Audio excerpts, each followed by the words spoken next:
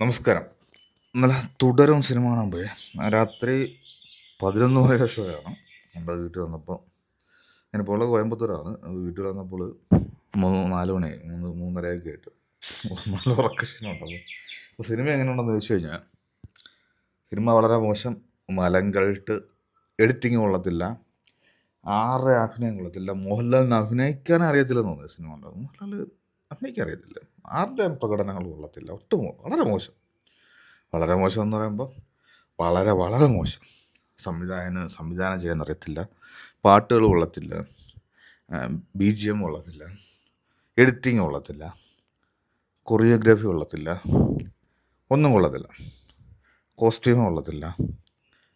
അങ്ങനെ നോക്കുമ്പോൾ മൊത്തത്തിൽ മലങ്കൾട്ട്. അതിൻ്റെ അകത്ത് മോഹൻലാൽ എന്ന് പറയുന്നുണ്ട്, മലങ്കൾട്ടെന്ന്.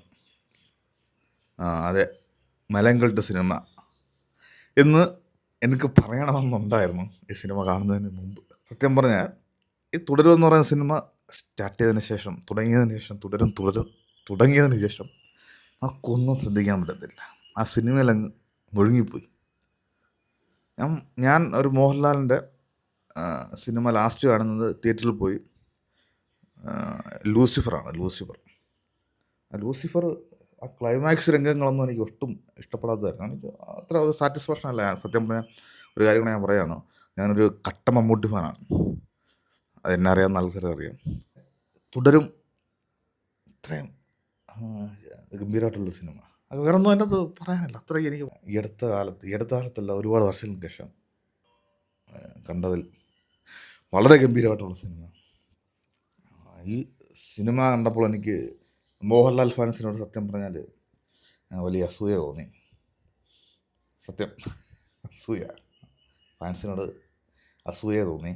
എനിക്കൊക്കെ ഇത്ര ഇഷ്ടപ്പെട്ടിട്ടുണ്ടെങ്കിൽ ഈ സിനിമ കാണുന്ന മോഹൻലാൽ ഫാൻസിനുണ്ടായ രോമാഞ്ചം എന്താവുമെന്ന് ഞാൻ ആലോചിച്ച് നോക്കി. ഇത്ര ഗംഭീരമായിട്ടുള്ള സിനിമ. അല്ല, പ്രകടനം കൊണ്ട് എല്ലാവരും അതിൻ്റെ അകത്ത് അഭിനയിച്ചിട്ടുള്ള എല്ലാവരും വളരെ ഗംഭീരമാക്കി. അതുപോലെ സംവിധാനം അതിഗംഭീരം, തിരക്കഥ സൂപ്പർ, അടിപൊളി, എല്ലാം സൂപ്പർ.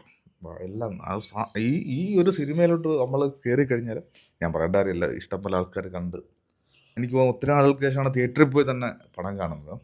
അപ്പോൾ ഈ സിനിമ കണ്ടപ്പോൾ എൻ്റെ നാട്ടുകാരനായിട്ടുള്ളൊരു പയ്യനുണ്ട്.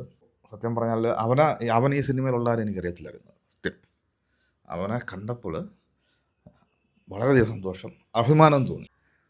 ഈ സിനിമയ്ക്ക് 100 കോടിയല്ല, 500 കോടി രൂപ ആയിട്ടുണ്ട്.